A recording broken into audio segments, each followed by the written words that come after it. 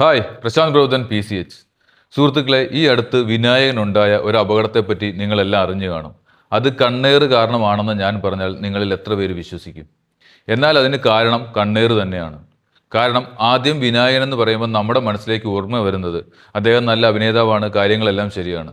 പക്ഷേ അദ്ദേഹത്തിന് ഒരുപാട് നെഗറ്റീവായിട്ടുള്ള കാര്യങ്ങളുണ്ടായിരുന്നു. അദ്ദേഹം ലഹരിക്ക് അടിമയാണ്, സ്ത്രീകളോട് സംസാരിക്കുന്നത് ശരിയല്ല, അങ്ങനെ ഒരുപാട് നെഗറ്റീവായിട്ടുള്ള കാര്യങ്ങളുണ്ടായിരുന്നു.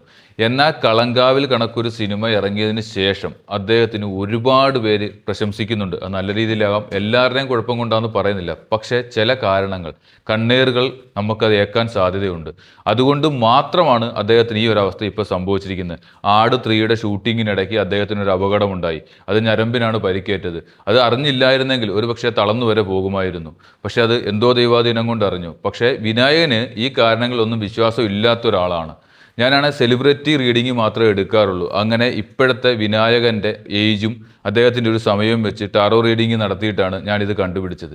അപ്പം നിങ്ങൾ എത്ര പേര് ഇത് വിശ്വസിക്കുന്നുണ്ടെന്ന് അറിയില്ല. കാര്യം നമുക്കൊരു അപകടം വരുമ്പോഴോ അല്ലെ നമുക്കൊരു പ്രശ്നം വരുമ്പോൾ മാത്രമാണ് നമ്മൾ ഇതിനെപ്പറ്റിയൊക്കെ ചിന്തിക്കുന്നത്. മറ്റൊരാൾക്ക് വരുമ്പോൾ നമ്മൾ ചിന്തിക്കത്തില്ല, അതിന് നമ്മൾ തികച്ചും പുച്ഛിക്കും.